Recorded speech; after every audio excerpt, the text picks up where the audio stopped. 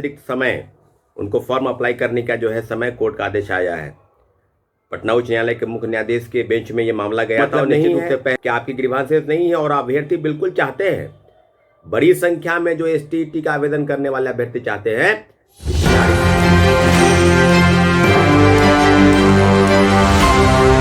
नमस्कार साथियों, जय हिंद।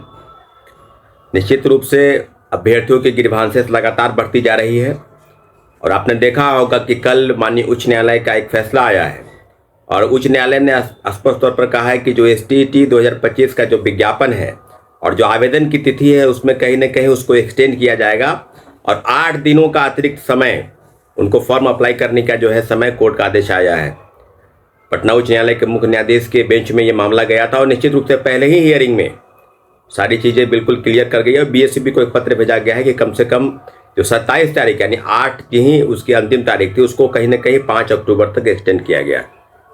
तो ये बात बिल्कुल आप समझ गए होंगे कि क्या किस तरह की चीज़ें जो है कोर्ट के आदेश पर चीज़ें चलती है। कोर्ट ने बिल्कुल उन ग्रीवांसेस को माना है कि रूरल एरियाज़ में रहने वाले लोग जो एसटीईटी का फॉर्म अप्लाई करना चाहते हैं उनके लिए वो प्रॉपर इंटरनेट सुविधा जो है वो प्रॉपर काम नहीं करती है ग्रामीण क्षेत्रों में, और जो चीज़ें हैं बिल्कुल उसको सही माना है कि आवेदन की तिथि को बढ़ाई जानी चाहिए। ये बात आपका, ये कोर्ट का आदेश है और कोर्ट के आदेश का पालन, कानून का सम्मान सबको करना है। जैसा कि बीएससीबी ने भी किया और एक पत्र जारी किया कि भाई हम फॉर्म अप्लाई करने की तिथि को आगे बढ़ा रहे हैं। साथियों, जो मुख्य बिंदु है उस बिंदु पर आना है, चीज़ों को समझना है। अब जो लोग कोर्ट में एफिडेविट फाइल किए, जो कोर्ट में पिटिशन फाइल किए, तो पिटिशन फाइल करने के दरमियान चीज़ें बिल्कुल इस प्रकार से थी कि कई ऐसे लोग हैं जो चाहते हैं कि ग्रामीण क्षेत्र के उनका डॉक्यूमेंट नहीं आया हो, कई चीज़ें जो है वो ब्लॉक स्तर पर सर्टिफिकेट फंसा हो, डोमिसाइल सर्टिफिकेट से लेकर कई पत्र। तो उन मामलों को लेकर अगर माना जाए तो कहीं ना कहीं सही है। सरकार का जो उच्च न्यायालय ने फैसला किया है वो भी सही दिखाई देगा आपको। ये हजारों लोग ऐसे हैं जो आवेदन करना चाहते हैं, उनके लिए कहीं ना कहीं तो 8 दिन का समय कम नहीं होता है, फिर 8 दिन का समय आपको और दिया गया। तो जो फॉर्म अप्लाई किए हैं अभ्यर्थी 8 दिनों के अंदर, उनके लिए एक और प्रॉपर जो बड़ी संख्या में अभ्यर्थी हैं उन्होंने कई जगहों पर गलतियाँ की हैं। तो एडिट का ऑप्शन जो है वो मांग रहे हैं कि एडिट का ऑप्शन कम से कम मिलना चाहिए और एडिट का ऑप्शन मिलेगा।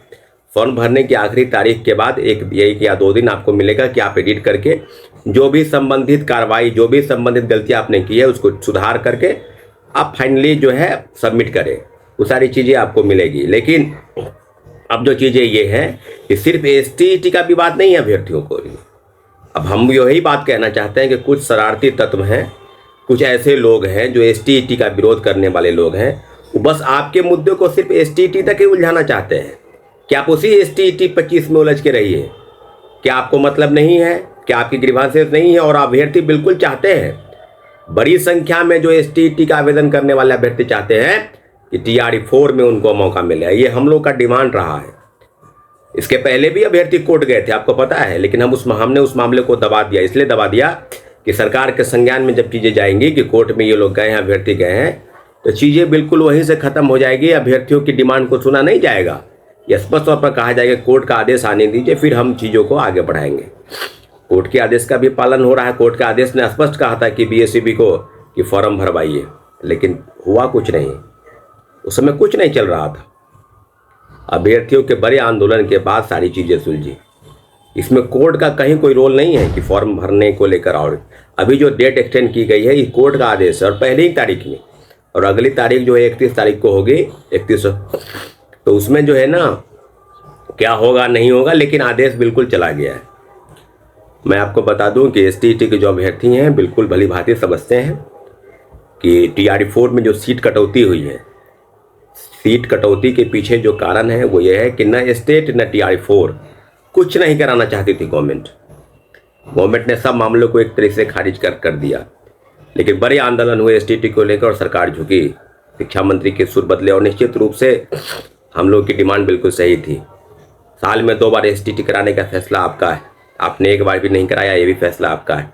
कोर्ट के आदेश का आपने पालन नहीं किया, ये भी फैसला आपका है। लेकिन बड़े आंदोलन के बाद ये आपका सुर बदला।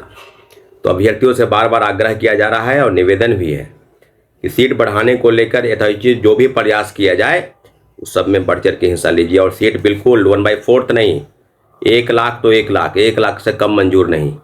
अगर सरकार की ग्रीवांसेस इस प्रकार से रहेगी कि सीट को हम 2 भागों में बांटेंगे, 50,000 50,000, और स्पष्ट तौर पर शिक्षा मंत्री ने कह दिया है कि 26,000 से ज़्यादा, तो 30,000 से ज़्यादा नहीं होगा, वो 1,20,000 नहीं हो जाएगा, लेकिन 1 लाख के पद की बात अभी की जा रही है। और निश्चित रूप से सीट बढ़ेगी। ट्रांसफर पोस्टिंग के बाद जो पद खाली हुआ है वो TRD 3 में जो पद खाली हुआ है वो सभी सीटों को जोड़ा जाएगा।